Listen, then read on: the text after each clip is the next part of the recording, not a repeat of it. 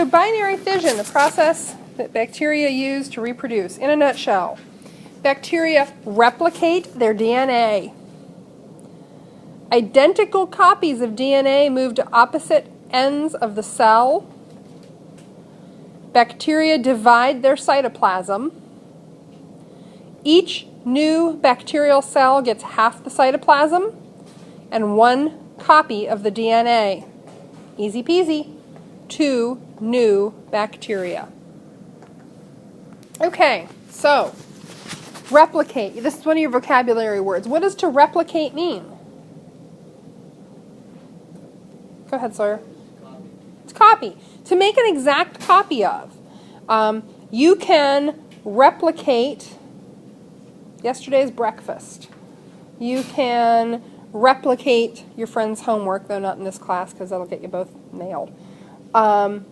You can replicate a lot of things, and you're actually replicating DNA in your cells right now without even thinking about it. It's happening. So it means to make a copy of, and that's called DNA replication. They have to copy their DNA because each cell has to get all of that original DNA. It's got to get an exact copy. You notice that identical has a little asterisk by it? Did anybody notice that as they were copying? It says identical, but there's a little star there as though it might not always be the case. Sometimes there are mistakes that get made in copying. So we assume that this is generally identical DNA, but sometimes it's not 100% identical, and that becomes really important. So those move to opposite ends of the cell. They divide their cytoplasm. They literally move it to opposite sides. This is called cytokinesis. I'm not holding you responsible for that word, but kinetic energy is the energy in motion. Kinesis is moving that cytoplasm to the opposite ends of the cell. And then we end up with 2 identical new bacteria. And guess what? Each of those is going to go through the same process. So this one bacteria can be 128 or 256 bacteria in a matter of hours. Pretty impressive. And I did look up rates for bacterial reproduction, and the fastest one I could find was one that can do binary fission in just under a minute. So every minute it's producing 2 cells from one cell. It's pretty speedy. Okay, so this is how they reproduce. So far we've covered 3 of the points of natural selection. As we said, natural selection is the mechanism by which this happens. And we've looked at their variation, we've looked at challenges, and we've looked at how they reproduce. So now I want to think about something else. Let's step back and let's look at who survives. So you have on your desk in front of you, each of you should have one of these papers, quickly modeling antibiotic resistance. So I'm going to give you some Skittles because, Skittles are good, and they're an easy proxy for bacteria. Now, we don't have enough Skittles to do the whole thing with Skittles, so we'll start off with Skittles, and then so you're going to be given 4 Skittles, 2 colors at random, 4 Skittles of one color, 4 Skittles of another. You decide which ones are antibiotic resistant. So the idea is that these are all one species, but half of these bacteria have some kind of advantage. They have something that makes them a little bit resistant. Doesn't matter which is which. All that matters is that you agree among your group. You all have to have the same arrangement. So I've got green and orange up here. You've got a variety of colors because that's just what I had. And oddly enough, they do not sell Skittles pre-sorted. I think biology teachers around the world would line up to buy them if they sold them color sorted, but they don't. So you're going to record your starting population size. That's how many you have on there right now, and you're all going to have the same thing. You all have 4 and 4 for a total of 8. Now, antibiotic sensitivity and resistance often is not total. Okay? Sometimes things can be more or less sensitive to an antibiotic. And even a sensitive bacteria isn't always all killed by the first dose of an antibiotic. So you'll notice in the instructions here, it says, you will apply an antibiotic to the bacteria in your population and record the population size in the table below. And I forgot the word record, I see. Each time the antibiotic is applied, 3/4 of the sensitive bacteria are killed. So not all of them, but most of them, 75% of them. Now, right now, the numbers work out even nice and easily. You can't divide bacteria in half, so you always have to round up. So if you get, well, half a bacteria would die, then it's all dead. Okay? How do you apply that antibiotic? You ready? Okay. You raise your right hand, your left hand, I don't care, I can't tell the difference anyway. And repeat after me. Penicillin. There you go. You've just applied penicillin to your bacterial culture. So, once you've applied penicillin, you all have your starting numbers. You're going to kill 3/4 of your sensitive bacteria. So in my case, I'm going to call green sensitive.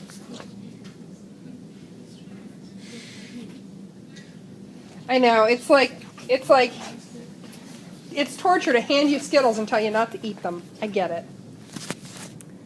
So my green are sensitive. 3 of my green are going away.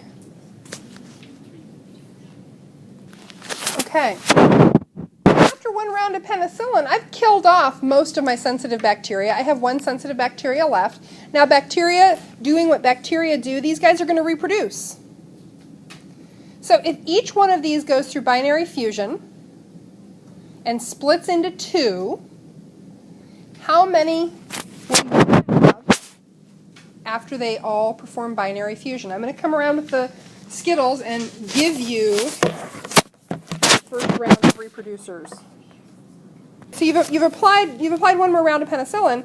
Well, if you're killing 3/4 of the sensitive bacteria every time, 3/4 of 2 is 1.5, which means they're all gone. So your population of sensitive bacteria for the remainder of this exercise is, guess what? 0.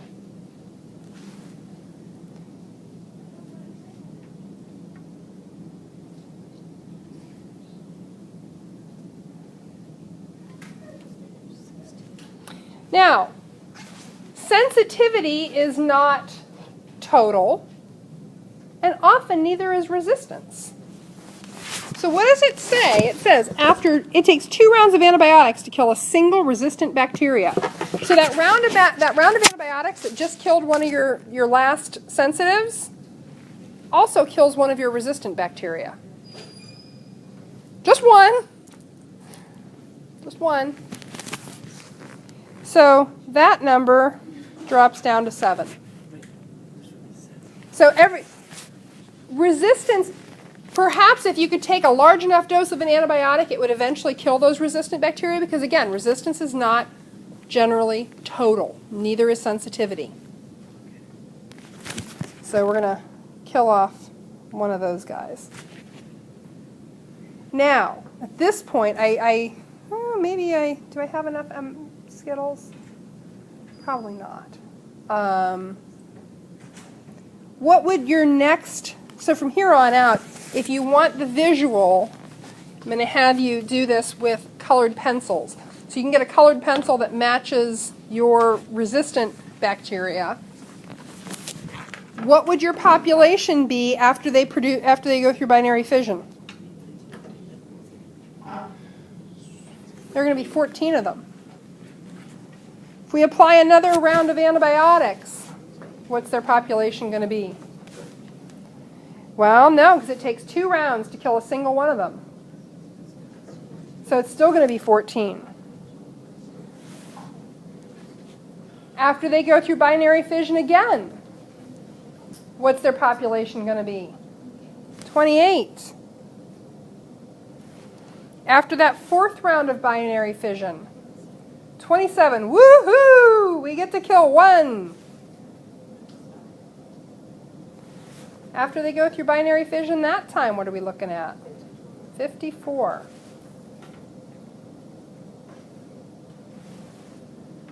We could keep going with this. but I think you see what's happening here.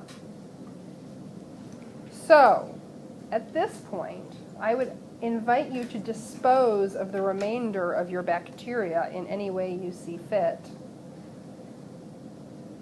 Go ahead and eat them. I will read it, then I will shut up. Individuals with mutations or features that have some advantage for survival tend to pass on more of their genes. Bacteria with a thicker cell wall. Bacteria with a slightly different chemical makeup of their cell wall.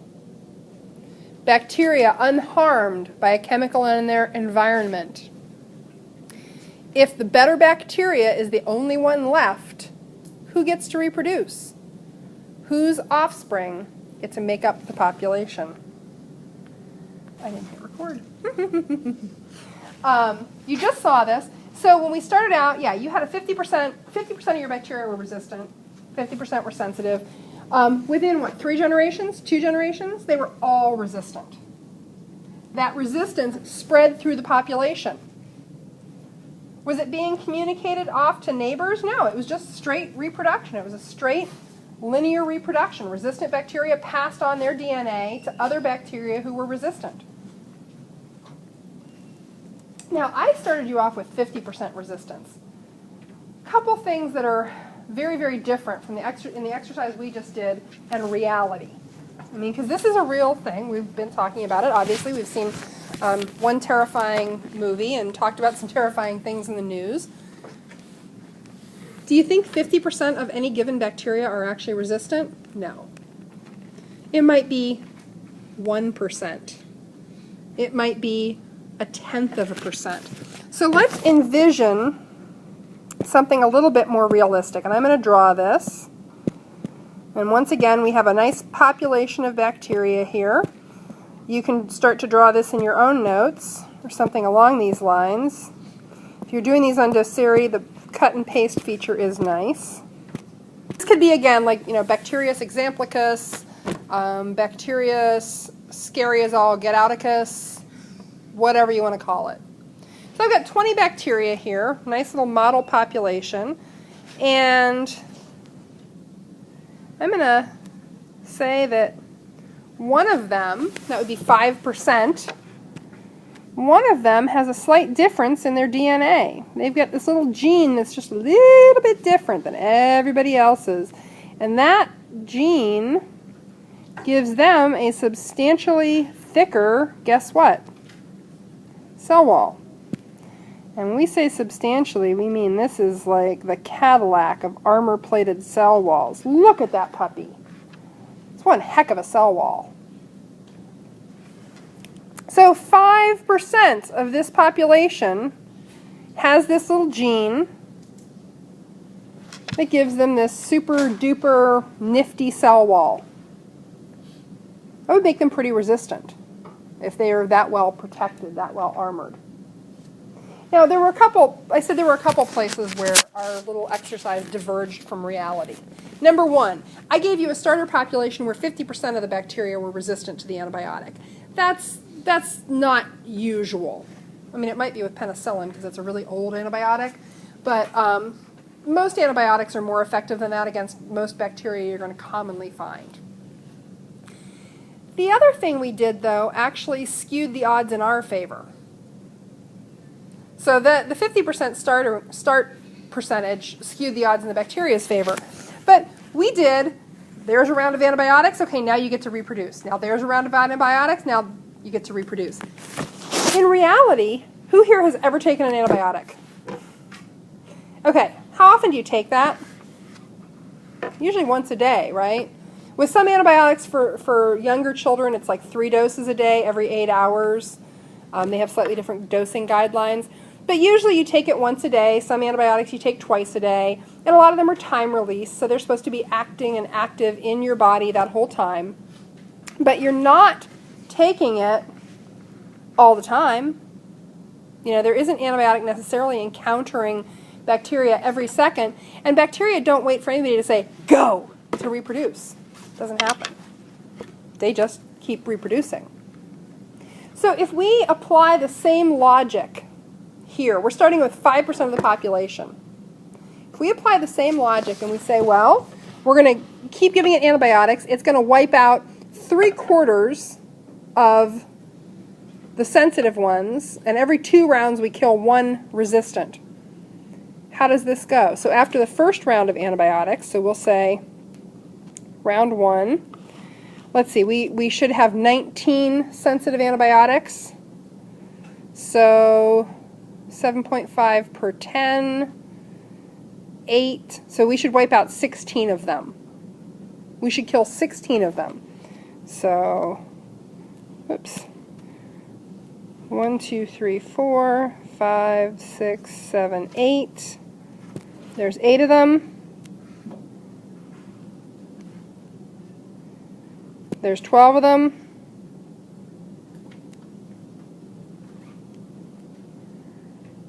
There's four more of them. So we killed 16 of them. We only have 4 left. This is after 1 dose of antibiotics. And you know what? I'm feeling better. Woo! That respiratory infection I had, I took that first dose of antibiotics and I feel good. I can breathe again. I feel the bacteria being beaten back. That's fantastic.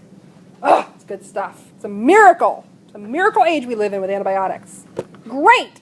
Now what do? They reproduce.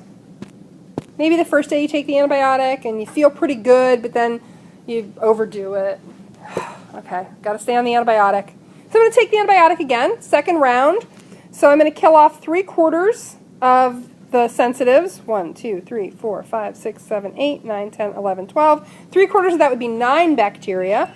So there's 6, 7, 8, 9. Okay, there's my population now. I'll move you over here to be with your friends. Okay, so I'm still feeling pretty good. It's good. It's all good. Oh, and that was our second round, so we get to kill off 1 of these big heavy-duty guys. Excellent. So yeah, second round, we got to kill off 1 of the resistant bacteria. So here's our population now, and they're going to reproduce a few times before that next wave of antibiotics kicked in. So this is after the second wave of antibiotics. And then they're going to perform binary fission a couple times.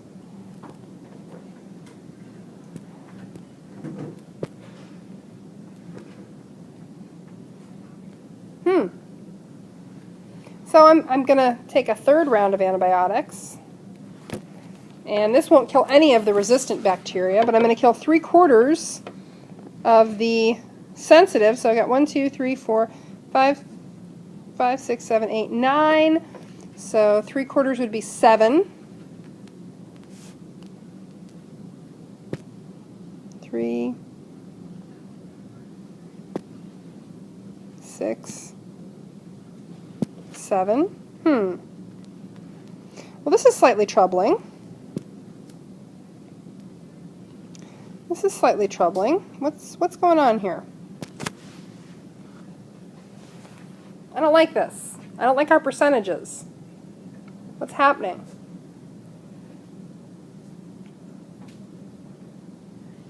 So they went through binary fission. They all reproduced, but we applied an antibiotic and we killed off 3/4 of the sensitive antibiotic or the sensitive bacteria. What's now making up the majority of our population? Resistant bacteria. I don't like this one bit. So we'll apply another round of antibiotics. It won't let me write in that one spot. So we'll apply round 4, and that'll kill off 3/4 of our sensitive bacteria. Well, we only have 2, so 3/4 would be 1.5, and if we're rounding up, that means that these guys are all dead.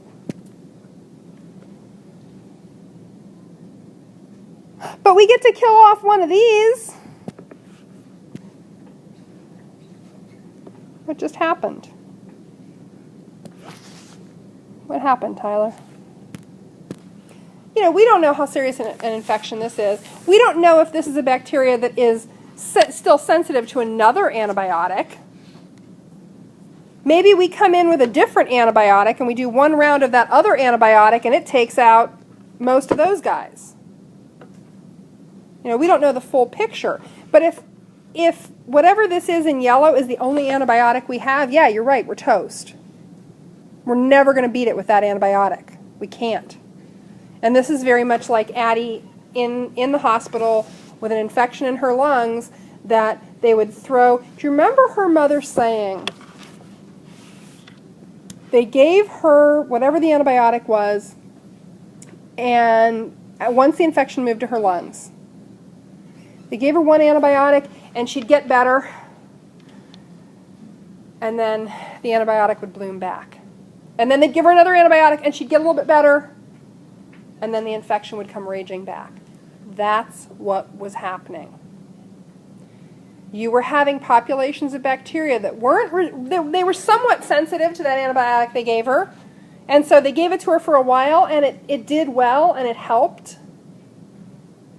And then that antibiotic, who's left to reproduce? Who's left to reproduce? Well, I'll tell you who's left to reproduce.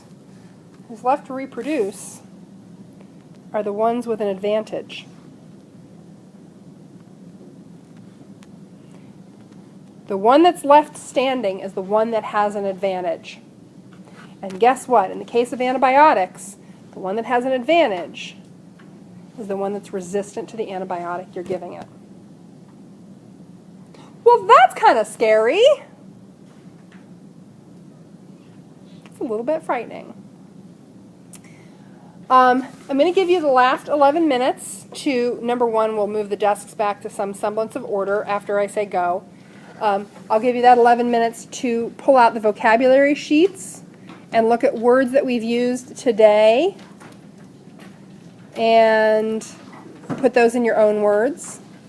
And the last thing is you have one bit of homework. Okay, you have a homework assignment. Your homework is this. You're going to use the Google search engine. I don't care what web browser you use. You're going to use the Google search engine. You are going to search the term antibiotic resistance, but you're going to search it in a special way. So your homework is to use the Google search engine and search the term antibiotic resistance. Put it in quotes. Make sure you spell it right. And I want you to search that under news. Do not search it under all. Do not search it under images. Do not search it under video. I want a news article from a current publication. And then when you find that article, you're going to screenshot the article because you're going to bring that in. We're going to work with some of these articles. We'll probably get some repetition. If you want to get an article that nobody else has, go down in the results a little bit.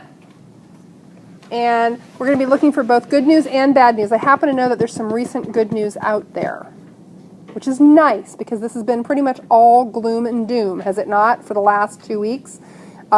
There's a little bit of good news, so I'm hoping somebody can find that. I found it the other day. I was searching articles to share with you guys. So as on the homework, or on the vocab sheets, you should have what? Replicate now. We talked about replicate. We talked about offspring, binary fission, cytoplasm. You may or may not have a good sense of what those are on your own. If you don't, because we haven't really discussed those well enough, I don't think. You may not be able to get those, but look through the list, see what you think you can, and I'll have you right now go and get the tables back into a semblance of order, and that'll be it for our day.